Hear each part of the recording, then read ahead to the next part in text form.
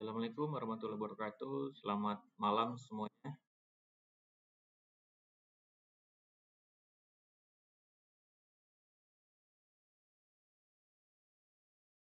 Ya, untuk PowerPoint-nya sudah bisa terbaca.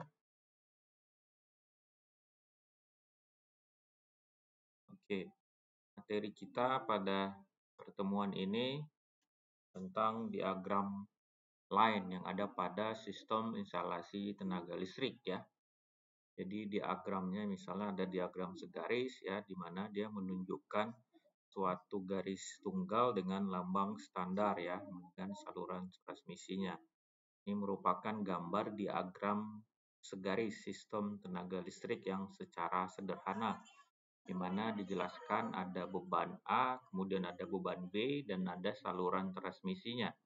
Ya, nah jadi diagram garis ya, ini sederhana dengan memiliki dia dua simpul ya, atau ada gardu induknya ya. Kegunaannya diagram garis ini adalah untuk kita mengetahui, memberikan informasi kepada kita mengenai sistem dalam bentuk yang ringkas ya. Ini merupakan gambar single line diagram sistem tenaga listrik ya, di mana dari sisi ada pembangkitannya, ada transmisinya, gardu induknya, kemudian ke perangkat distribusi sekunder, ke konsumen ya. Ini merupakan ada transmisinya, ini merupakan suatu gambar dari single line ya. Dan ini juga gambar saluran transmisi dan distribusi ya.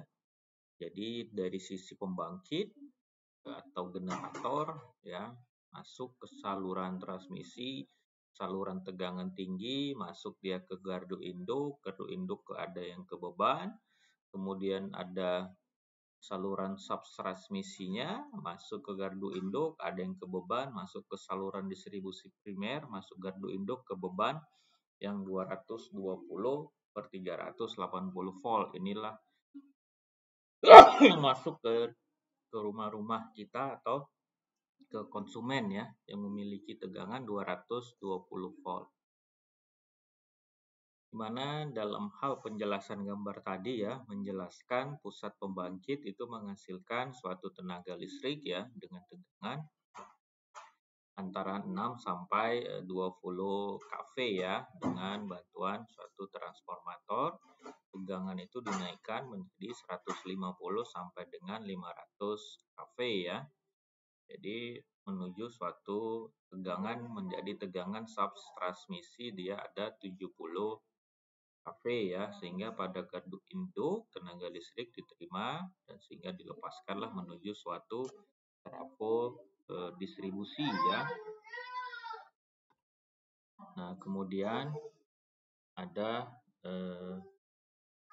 medan putar motor induksi 3 fasa, di mana sumber 3 fasa itu kita hubungkan ke terminal motor induksi 3 fasa ya, arusnya bolak-balik, ada sinusoidal ya, arus IR, arus rotor, arus S-nya stator, arus IT-nya itu I total ya. Ini merupakan rumus dalam hal flux yang dihasilkan harus bolak-balik suatu belitan stator ya. Ini merupakan gambar medan putar motor induksi 3 fasa ya.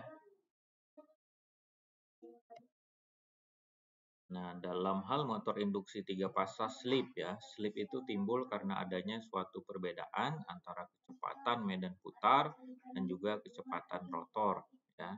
Karena persamaan slip pada motor induksi 3 fasa S dibagi NS kurang NR bagi NS, di mana NS itu adalah kecepatan rotor dengan rumusnya 120 kali F1 dibagi dengan V.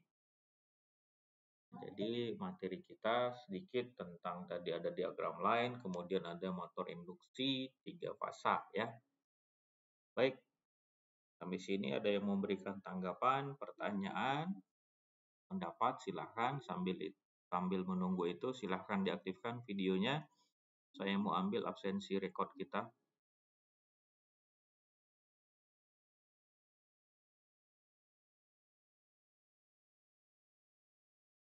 Baik ya, satu, dua, tiga.